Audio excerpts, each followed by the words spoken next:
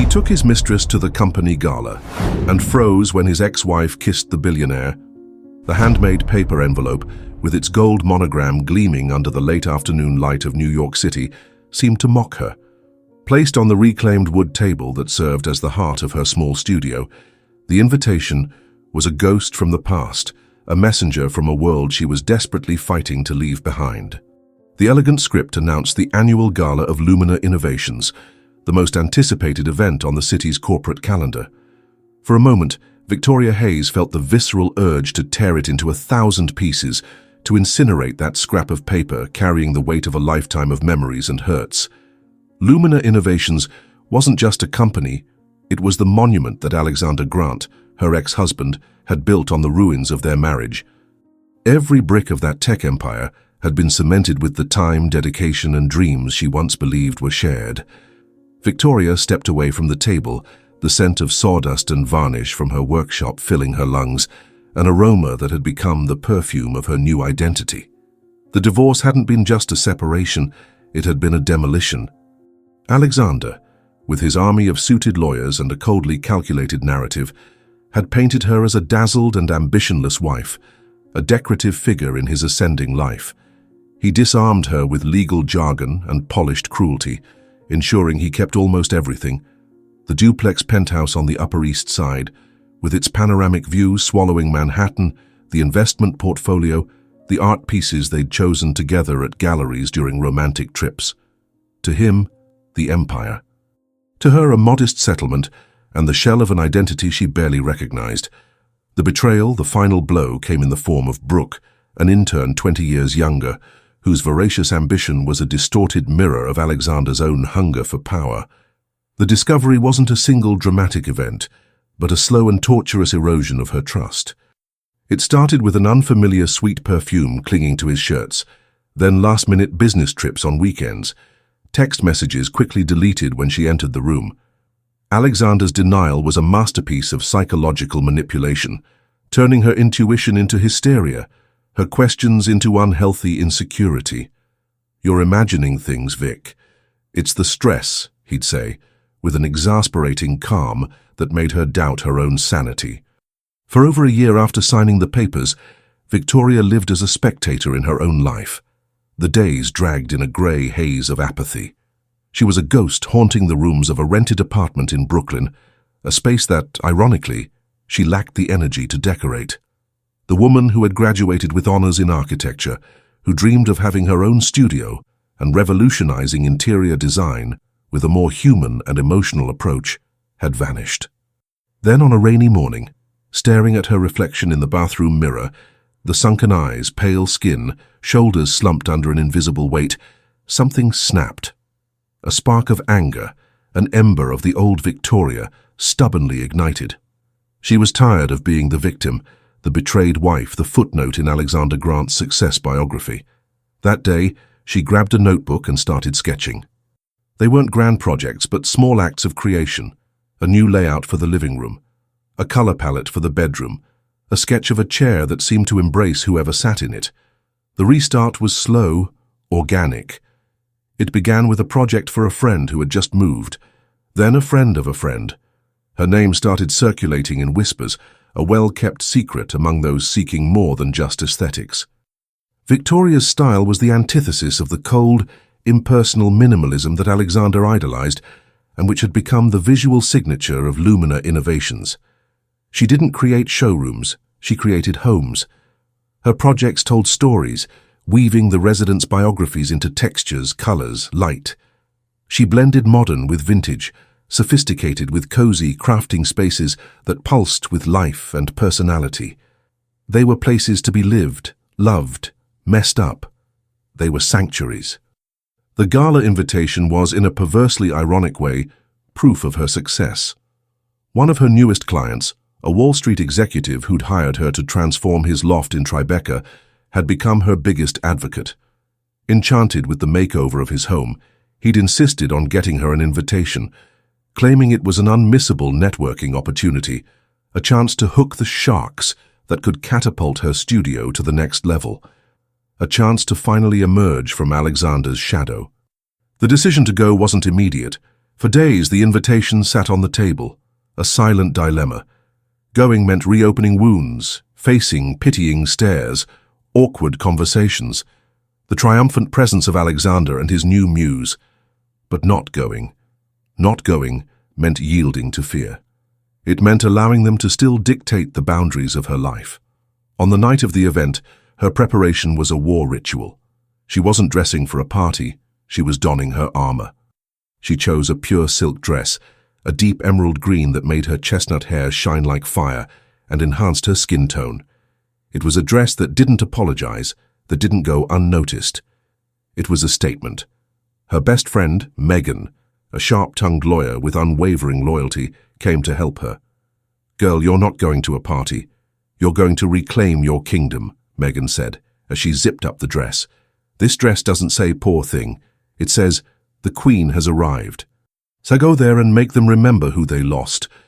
But stepping out of the car in front of the Plaza Hotel, the grandeur of the venue and the procession of luxury cars and high society figures made her stomach churn.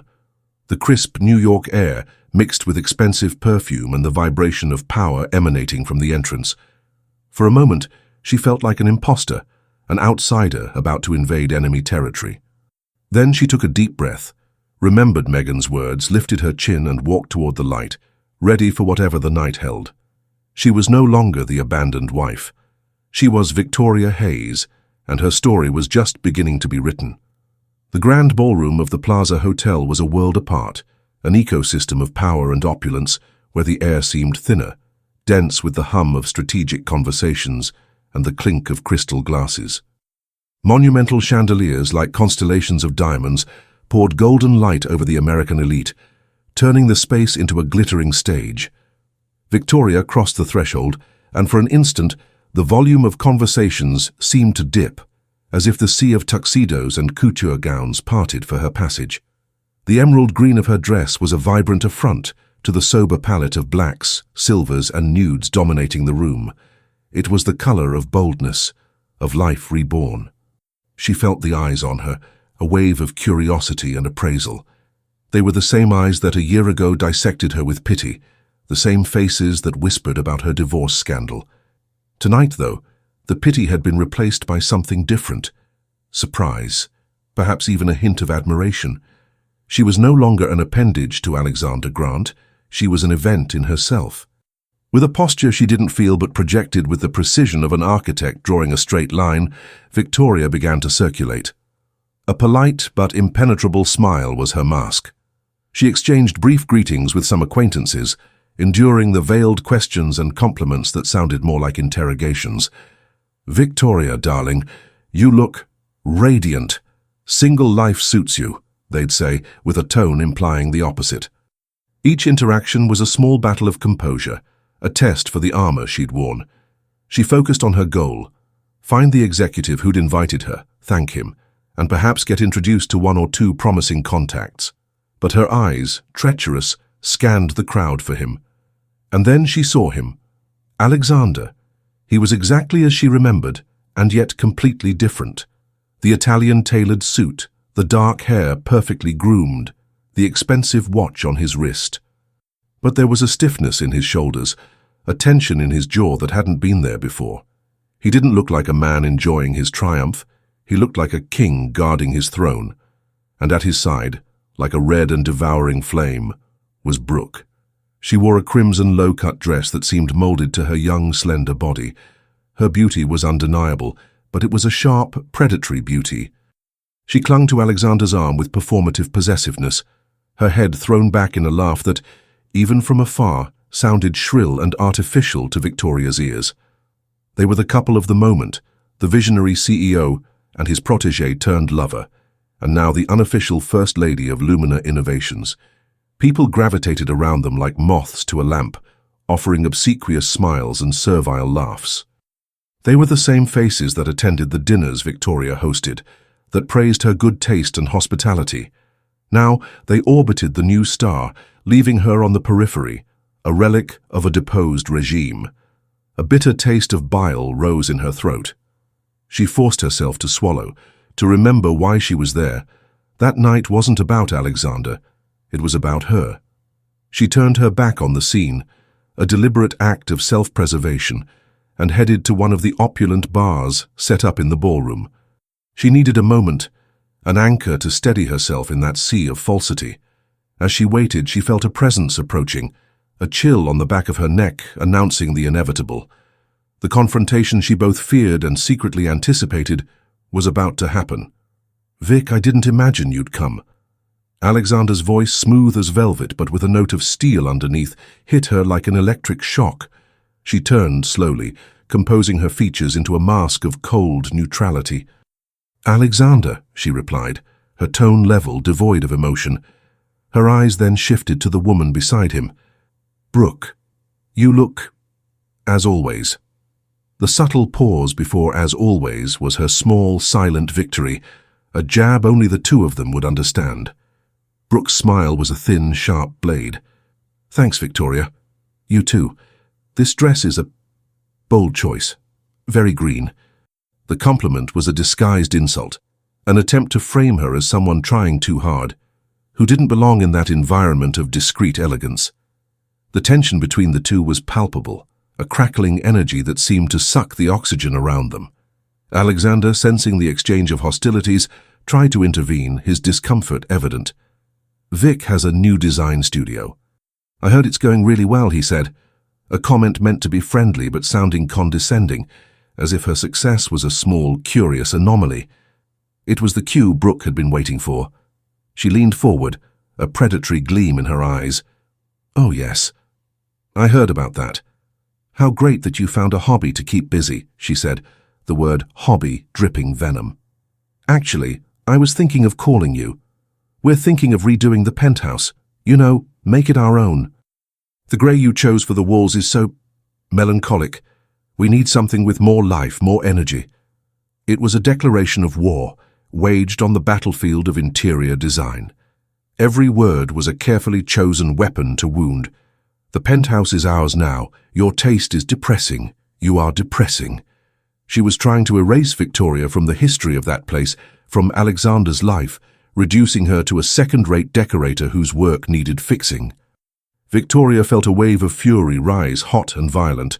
She thought of the afternoons spent researching that exact shade of grey, one she called winter sky, that shifted with the light and brought a sense of calm and sophistication. She remembered Alexander saying how much he loved the serenity that space brought him after a chaotic day.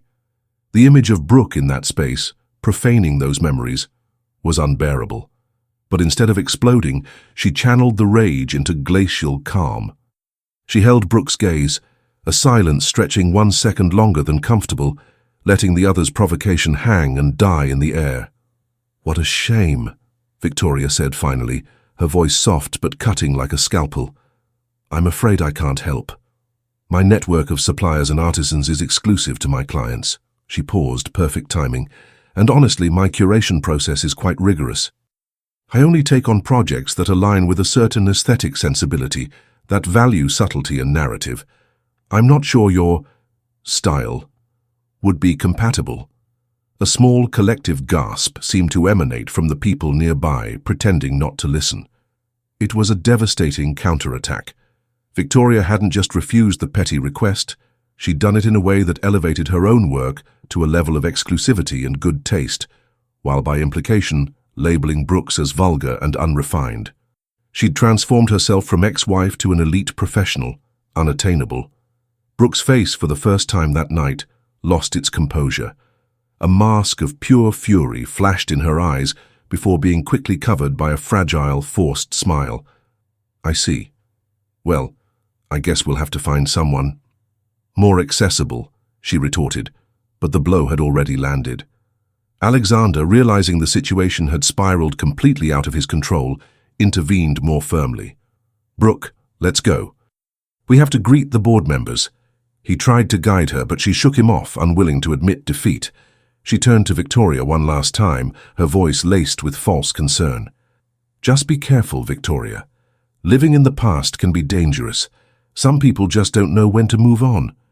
It was a last desperate attempt to paint her as the bitter, obsessed ex-wife, but Victoria's armor was intact. She merely raised an eyebrow, a gesture of sovereign indifference, and turned back to the bar, ending the conversation on her own terms. She'd faced the dragon and hadn't burned. On the contrary, she felt forged by the fire, stronger and more resilient than ever. The night was still young, and she felt with a chilling certainty that the game was just beginning. The echo of the freshly fought battle still vibrated in her veins, a mix of adrenaline and tremulous relief.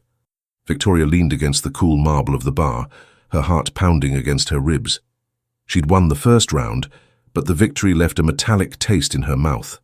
That brief, venomous exchange had drained her more than an entire week of work.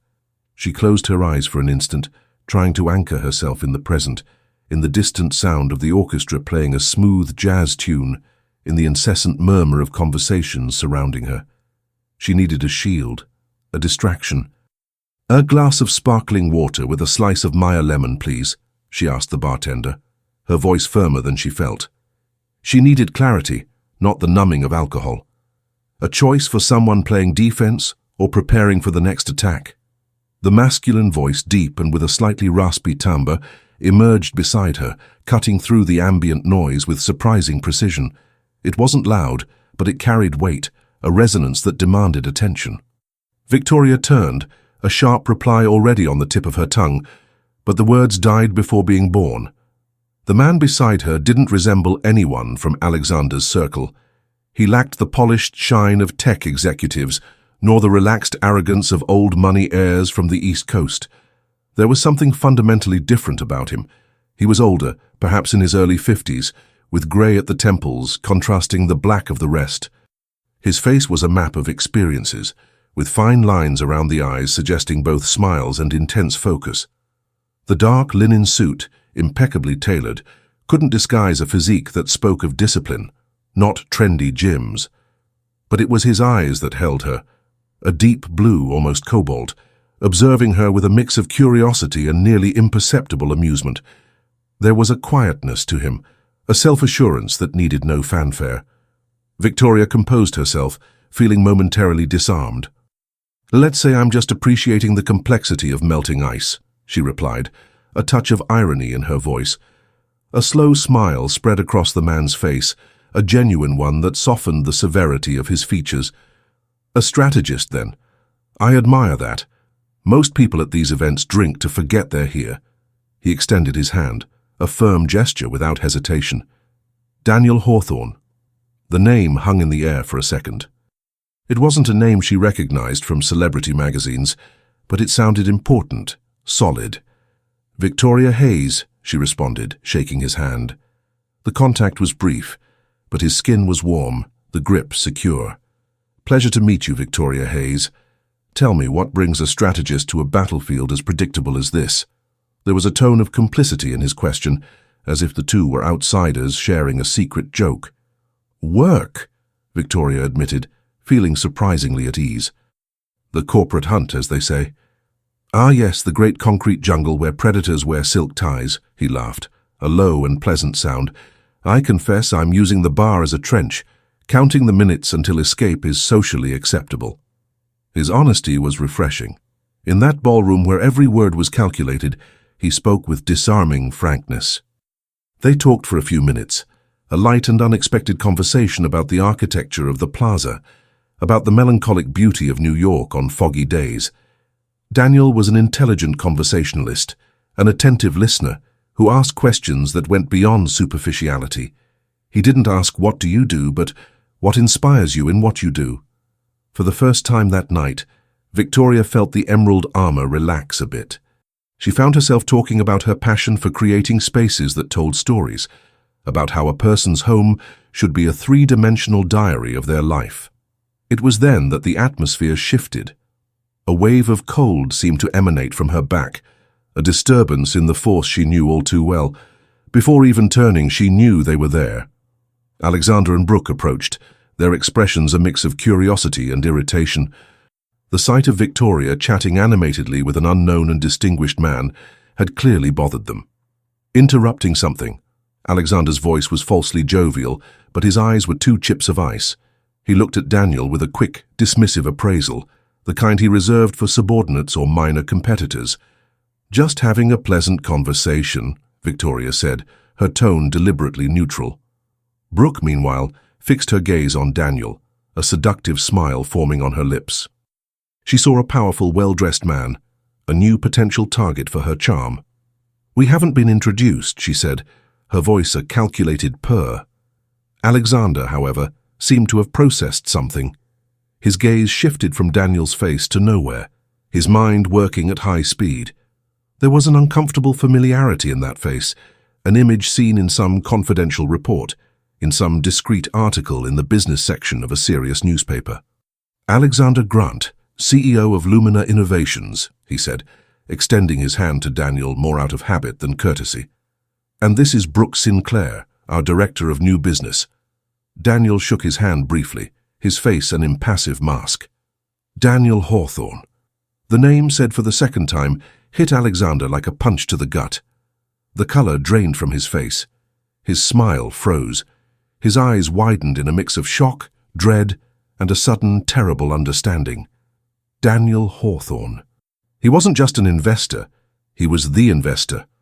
An almost mythical figure in the American capital markets, a reclusive billionaire known for his discretion and brutal efficiency. He didn't invest, he conquered. His acquisitions were legendary, always silent, always hostile, always fatal to existing management. And Lumina Innovations, amid a new and crucial funding round, was in the crosshairs of private equity funds. Hawthorne's name was at the top of the list of the most feared and desired potential investors. The silence that followed was deafening. The hum of the ballroom seemed to concentrate in that small space by the bar. Brooke, noticing Alexander's reaction, grew confused, her seductive smile faltering. She didn't understand the dynamic, but she felt the seismic shift in power. Alexander, the man who dominated any environment, was visibly shaken. Mr. Hawthorne, Alexander stammered, his composure evaporating. "It's an unexpected honor. I didn't know you'd be here." "I heard you would be," Daniel replied, his voice calm and level, but the words loaded with sinister meaning. His gaze shifted from Alexander to Victoria, and back to Alexander. In that simple gesture he drew a line, created a silent alliance. He wasn't a stranger Victoria had just met. In that moment, for all intents and purposes, he was with her. The people around, masters in reading the body language of power, noticed instantly. Conversations quieted, gazes became more fixed. The drama had intensified. The humiliated ex-wife wasn't just talking to any man, she was beside a titan, a man who could decide the fate of her ex-husband's company with a nod. Brooke, feeling the power slipping through her fingers, tried desperately to reclaim it. She took a step forward, her hand possessively on Alexander's arm. "It's wonderful to finally meet you, Mr. Hawthorne. Alexander has so much respect for your work, for your market vision." The flattery was so transparent it bordered on pathetic. Daniel Hawthorne's eyes dropped to her hand on Alexander's arm, a quick and cutting glance before returning to her face. His expression was one of polite boredom. "Mrs. Grant," he said, his voice a dismissive murmur. Color rose up Brooke's neck. "It's Sinclair." "Miss Sinclair, actually," she corrected, her voice a bit sharper than intended. "My mistake," Daniel said, but the tone of his voice made it clear it hadn't been a mistake at all. It had been a deliberate strike, a way to put her in her place, that of an unofficial companion. The air grew heavy, laden with unspoken humiliation. Alexander was paralyzed, his brilliant business mind utterly useless in that personal and brutal arena. He'd come to that party to solidify his image of power, to present Brooke as his successor in every sense. And now, in front of everyone, he'd been reduced to a stammering subordinate.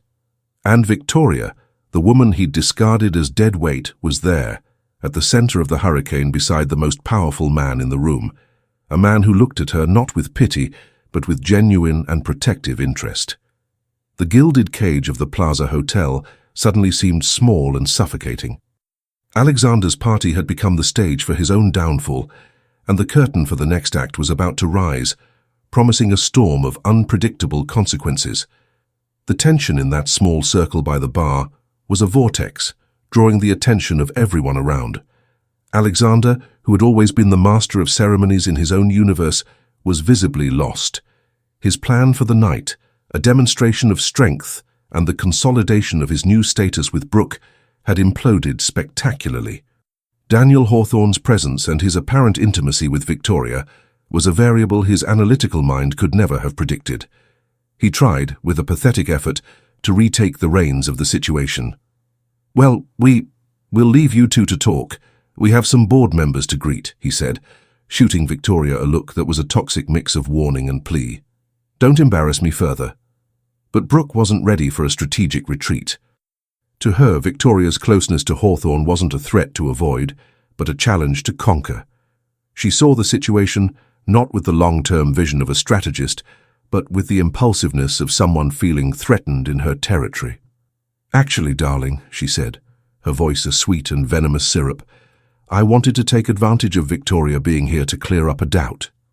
She turned, ignoring Alexander and focusing all her attention on Victoria, her blue eyes cold and calculating. "I already mentioned we're redoing the penthouse, right? And I know how much you dedicated yourself to that place." The pause was deliberate, loaded with malice. "I was wondering if you could recommend a good painter. That shade of grey you chose for the master bedroom, it's so bland, so apathetic. We want something with more personality, you know, something that reflects who we are." It was an escalation of the earlier hostility, a public humiliation disguised as a domestic question. Every word was a heat-seeking missile.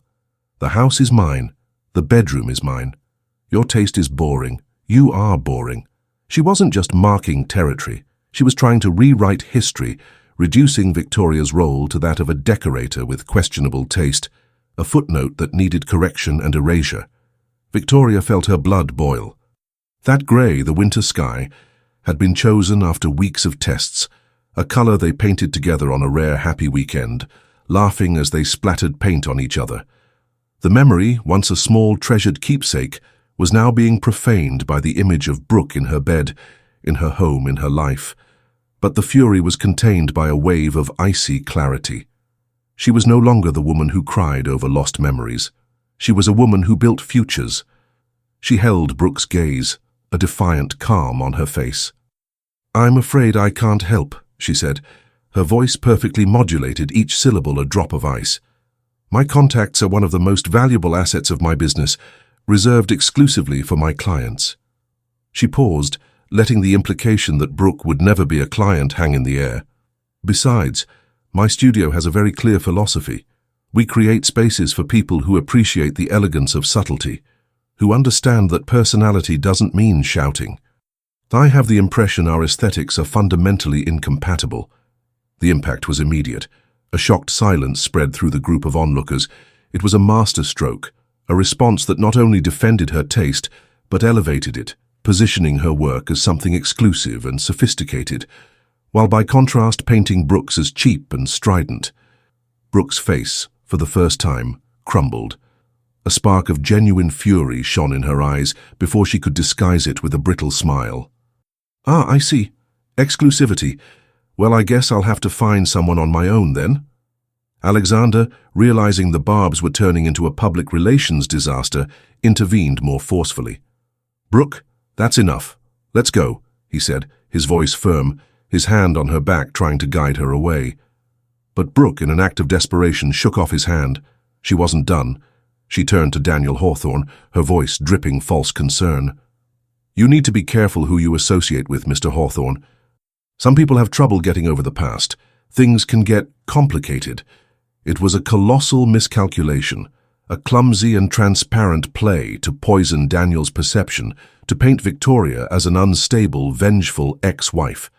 Before Victoria could even process the audacity of that attack, Daniel Hawthorne's calm and dangerous voice cut through the air. "On the contrary, Miss Sinclair," he said, his gaze fixed on Brooke, cold as the Arctic. "I've found that people who've survived the past usually have the most interesting stories to tell. It's those desperate to rewrite it that we should watch more closely." He took a subtle but deliberate step closer to Victoria, an unmistakable gesture of alliance. The world seemed to spin in slow motion. Daniel then turned to Victoria, completely ignoring Alexander and Brooke's presence, as if they'd ceased to exist. "Victoria was telling me about her design studio. It sounds fascinating." He then looked at the ceiling, as if an idea had just occurred to him, though everything in his posture screamed premeditation. "You know, it's an interesting coincidence. I'm looking for someone to lead the entire interior project for my new resort in Malibu. A project that requires a unique vision, one that knows how to tell a story. Maybe we could discuss this further." The bomb exploded in deafening silence. Alexander's jaw dropped. Brooks' face paled, taking on a sickly greenish tone. The Malibu Resort project by Hawthorne was the legend of the luxury real estate market, the most talked about and coveted development in the country. Landing that contract wouldn't just put Victoria's studio on the map, it would launch her into the stratosphere of international design. It was a life-changing opportunity, and Daniel Hawthorne had just offered it to her in front of everyone, with the casualness of someone offering coffee. He hadn't just defended her, he'd elevated her. He'd taken Brooks' petty and envious attack and nullified it with a demonstration of power so overwhelming it bordered on cruelty. He'd unmasked Brooke, exposing her as a small and insecure figure, fighting for a status she didn't deserve. Victoria looked at Daniel, her eyes full of a silent question. "Is this serious?" He gave her a nearly imperceptible nod, a look that said, "Trust me." And in that instant, something fundamental shifted inside Victoria. The last ties of the betrayed wife, the victim of a brutal divorce, snapped and fell away. In their place surged a wave of dizzying and terrifying hope. She was no longer a supporting character in their drama, she was a player, and the board had just been turned in her favor. The air around them was charged with the wreckage of Alexander and Brooks' humiliation. The spectators, who had pretended disinterest before, now stared openly, their faces a mix of shock and poorly disguised delight. The annual Lumina Innovations Gala, usually a predictable event, had become the drama of the season. Daniel Hawthorne, seeming oblivious to the chaos he'd created, turned to Victoria, his back to the defeated couple, a final and deliberate dismissal. "I think our work here is done," he murmured, his voice low, just for her. "How about a memorable exit?" Before she could respond, he gently took her elbow and began guiding her toward the grand entrance of the ballroom. As they walked, the sea of people parted before them. Whispers followed, a wave of speculation and admiration. They were the center of the universe in that moment. A few meters from the imposing wooden doors, Daniel stopped. He turned to her, his hands rising to hold her face with surprising gentleness. The ballroom, the lights, the curious stares, everything vanished. There was only the intensity of his blue gaze. "To new beginnings," he whispered. And then he kissed her. It wasn't a passionate, overwhelming kiss. It was slow, deliberate, and shockingly public. A kiss that was a declaration, a seal, a final and definitive checkmate. Across the ballroom, Alexander Grant froze. The whiskey glass he'd just taken from a tray slipped through his numb fingers and shattered on the marble floor. The sharp sound was lost in the sudden and absolute silence that overtook the room. All he could see was his ex-wife, the woman he'd judged unworthy, being kissed by the one man he couldn't afford to have as an enemy. And in that moment, with the clarity of a lightning bolt, he understood. He hadn't just lost his wife. He'd lost a game he didn't even know he was playing. The restaurant Daniel chose didn't exist in trendy food guides or lists of hotspots. Its existence was a whispered secret among the few who could afford its discretion. Tucked away on a quiet tree-lined street in Greenwich Village, with a stunning view of the Hudson River, the place was a sanctuary of silence and elegance. The entrance, marked only by lush ivy and a solid oak door, was a portal to another world. Victoria chose her outfit for that night with a different purpose than the gala. The emerald armor had been replaced by a black linen dress of impeccable cut, speaking of serene confidence, not challenge. The only jewelry was the delicate diamond necklace she'd bought for herself, a symbol of her independence. She wasn't there as a weapon or a trophy, she was there as Victoria. He was already waiting at a table on the terrace, under the soft light of candles dancing with the night breeze. Daniel stood when she approached, and the smile on his face was genuine, devoid of the predatory intensity she'd seen at the plaza. There, away from the battlefield, he seemed less a corporate titan, and more a man who appreciated the beauty of a starry night. "Victoria," he said, his voice a warm murmur that enveloped her. "You look stunning." The compliment was direct, without artifice, and it warmed her in a way the white wine the waiter poured couldn't. The conversation flowed with surprising ease. They talked about art, about the colonial architecture of the neighborhood, about the nostalgia the scent of the river brought. Victoria found herself relaxing, lowering her guard in a way she hadn't in years. Daniel had the rare skill of truly listening, of asking questions that unraveled layers, not just filled silence. He wasn't interested in her past with Alexander, but in her passion for creating homes, in her belief that a space could heal. He also spoke of himself with unexpected frankness, painting a portrait of a childhood without privileges in rural Ohio, of a hunger to succeed that had driven him relentlessly. "I learned early on," he said, his gaze fixed on the illuminated city horizon, "that the world divides between those who build and those who take. I decided I'd be a builder." The phrase hung between them, loaded with meaning. Inevitably, the conversation drifted to the previous night, to the earthquake they'd caused. "I hope I didn't cross a line," Daniel said, his expression serious. "My intention was to neutralize an attack, not complicate your life." Victoria gave a small, ironic smile. "You did both. My phone hasn't stopped ringing since 7 this morning. I think half of Manhattan decided they need a new interior project. And as for complicating, let's say Alexander doesn't handle loss of control well." "Alexander Grant," Daniel said, swirling the wine in his glass, "is a man who's grown accustomed to dictating reality. He's a brilliant innovator, don't get me wrong. The technology he developed at Lumina is revolutionary, but arrogance is the tax of early success. He's surrounded himself with mirrors, people who reflect what he wants to see. It's a dangerous way to run a company, and an even more dangerous way to live life." There it was, the opening. The real reason for that dinner, the kiss, the job offer. "Is that why you're interested in Lumina Innovations?" Victoria asked, her voice calm but her heart racing. "Because you see a weakness?" Daniel met her gaze, and there was no subterfuge in his blue eyes.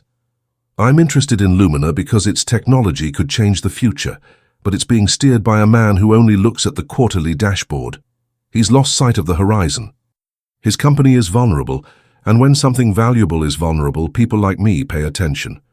He paused, letting the weight of his words settle. "He'll come to me in 2 weeks seeking funding.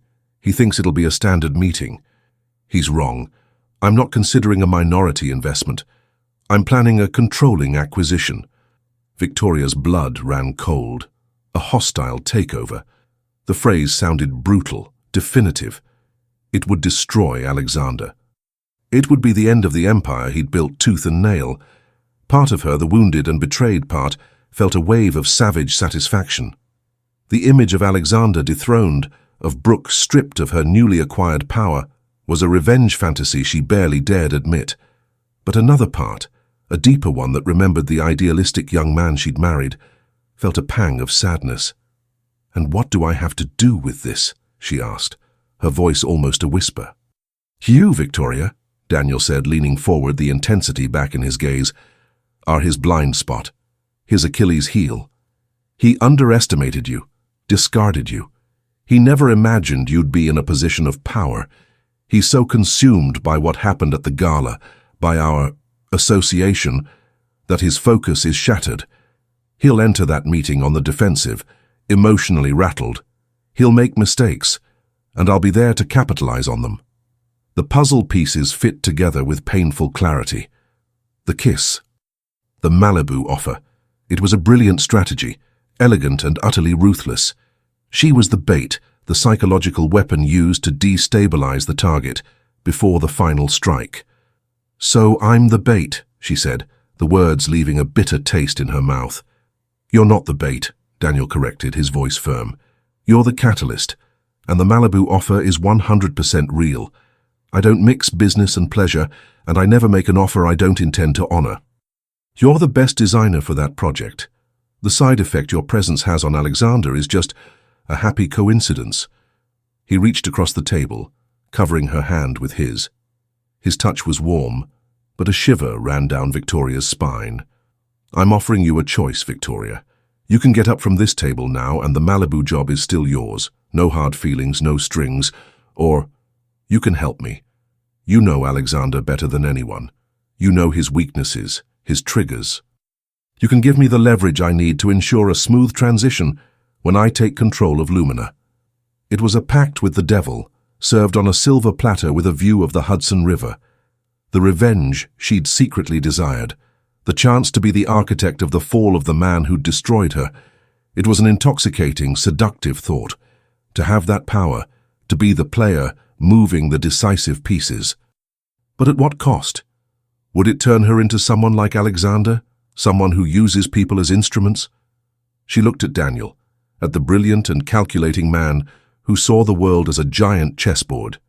He was offering her the Queen's crown, but she needed to decide if the price of the crown was a piece of her soul. The choice was hers, and she knew with a frightening certainty that this choice would define the rest of her life. In the days that followed, Victoria lived in limbo. She dove into work, sketching ideas for the Malibu resort, meeting new clients, but her mind was elsewhere. It was trapped in the dilemma Daniel had presented. Revenge was a dish best served cold, they said, and the feast offered to her was sumptuous. She remembered the humiliations, the disdain, Brooke's triumphant smile. The desire to see them pay was a powerful force, but she also remembered what had saved her: creation, building. Her studio was her sanctuary, based on integrity and beauty. Could she reconcile that with an act of destruction, even if justified? Would winning this war leave her with an empty victory? On the eve of Alexander's meeting with Daniel, the phone rang. It was a number she hadn't seen in a long time. Her heart skipped a beat. It was Mr. Thomas, Alexander's father, a kind and good-hearted man who'd always treated her like a daughter, even after the divorce. His voice on the other end was fragile, laden with worry. "Victoria, my dear. Forgive me for calling. I know I have no right, but I'm desperate." He told her Alexander wasn't the same anymore. He was erratic, furious, paranoid. "He's going to lose everything, Vic. Everything he's built. I don't care about the money, but what about the people? There are thousands of families depending on Lumina, folks who've worked there since the beginning. What will happen to them if the company goes under or gets sold to one of those vulture funds?" The call was like a bucket of cold water.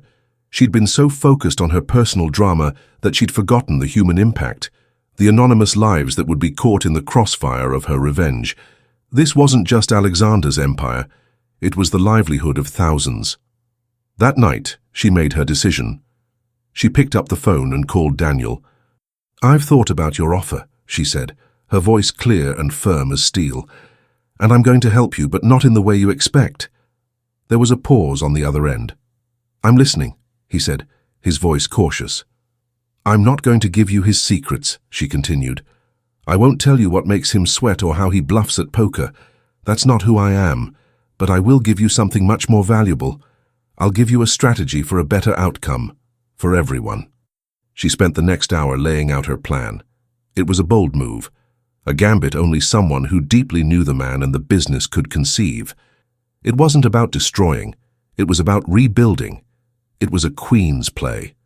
The conference room on the 40th floor of the Midtown skyscraper was a glass and steel aquarium, designed to intimidate. On one side of the mahogany table that seemed miles long, Daniel Hawthorne sat, a figure of calm and absolute power, flanked by his team of lawyers and analysts, their faces impassive masks of professionalism. On the other side, Alexander Grant looked like a cornered animal. He'd entered that room feeling like a man walking to his own execution. The 2 weeks leading up to the meeting had been a blur of paranoia and despair. He'd tried to shield Lumina Innovations, prepare defenses against a hostile takeover, but it was like building a sand dam against a tsunami. He knew, deep in his soul, that he was at a disadvantage. The meeting began with surgical and brutal precision. There were no pleasantries, no small talk. Daniel's team, with the coldness of pathologists, dissected Alexander's presentation. Every optimistic projection was unmasked as fantasy, every growth metric questioned, every market vulnerability exposed with merciless clarity. They knew Lumina Innovations as well as he did, perhaps better. They'd done their homework, and the result was a massacre. Alexander felt sweat trickling down his back, the collar of his Egyptian cotton shirt suddenly too tight. He, who had always been the smartest in the room, was being systematically dismantled. Every argument he presented was rebutted with data. Every defense pierced by irrefutable logic. After an hour that felt like eternity, he was exhausted, defeated. The arrogance that had sustained him for so long had evaporated, leaving behind only the bare bone of fear. "So that's it?" Alexander said, his voice hoarse, an echo of itself. "You're going to carve up the company, sell the pieces, and fire everyone?" He looked at Daniel, waiting for the coup de grace. Daniel Hawthorne leaned back in his chair, his fingers interlaced on the table. There was an indecipherable gleam in his blue eyes. "That was the original plan," he admitted, his voice calm, which made the confession even more terrifying. "It was the most logical move from a purely financial standpoint, but a new proposal was brought to my attention. A more interesting one." With a slow gesture, he pushed a black leather folder across the polished surface of the table. The folder slid silently until it stopped right in front of Alexander. For a moment, Alexander just stared at it, as if it might contain a snake. His hands trembled slightly as he opened it. What he saw took his breath away. It wasn't a hostile acquisition term sheet. It was a detailed and brilliant plan for a strategic partnership. Hawthorne Enterprises, Daniel's conglomerate, would become the majority shareholder, yes, but through a massive capital injection that wouldn't just save Lumina Innovations, but propel it into a new era of innovation. The plan called for expansion into international markets, doubling investment in research and development, and most surprisingly, a robust talent retention program and profit sharing for employees. Alexander would remain as CEO, but his power would be balanced by a new independent board of directors, ensuring long-term vision prevailed over short-term impulses. It was a plan to build, not destroy. It was a plan that rescued the soul of Lumina Innovations, the soul he'd begun to sell out for quarterly profits and market validation. It was, in essence, a perfect plan, a plan he wished he'd conceived himself.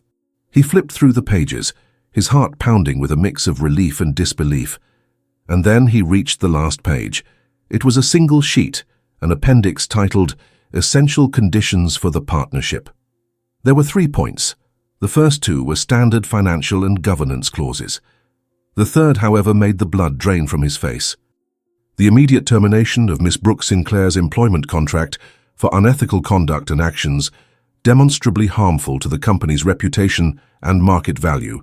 It was like a punch to the solar plexus. The air was expelled from his lungs.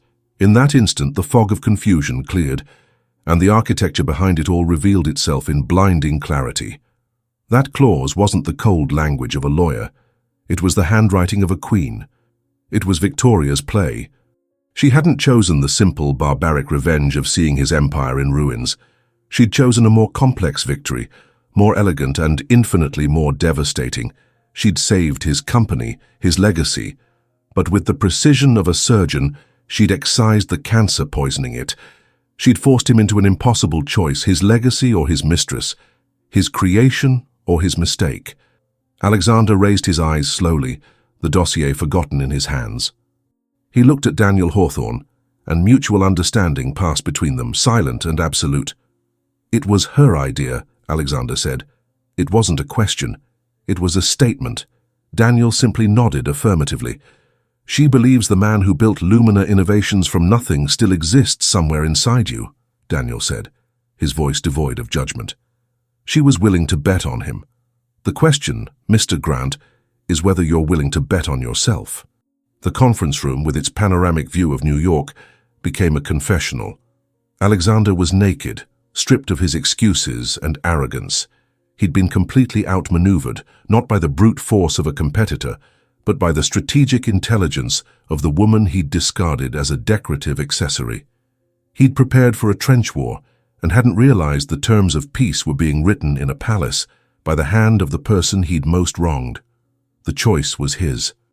He could cling to his wounded pride, refuse the deal and watch his empire crumble, taking with it the jobs of thousands and his life's work. Or he could swallow the bitter pill of his own humiliation, sacrifice the woman who represented his worst mistake, and save the one thing he'd ever truly loved. In the end, it wasn't a choice, it was a surrender. He'd been defeated, outmaneuvered, and ultimately saved from himself. The Queen had taken the king not by force but by a strategy so brilliant, so unexpected, that all he could do was admit defeat. With the hand that still trembled, he picked up the gold pen on the table. The stroke of ink on paper, signing the agreement, seemed at once the sound of his capitulation and the first breath of a second chance. Thank you for following Victoria's journey, from rock bottom to the top of the world. We hope you were moved, cheered, and surprised at every twist.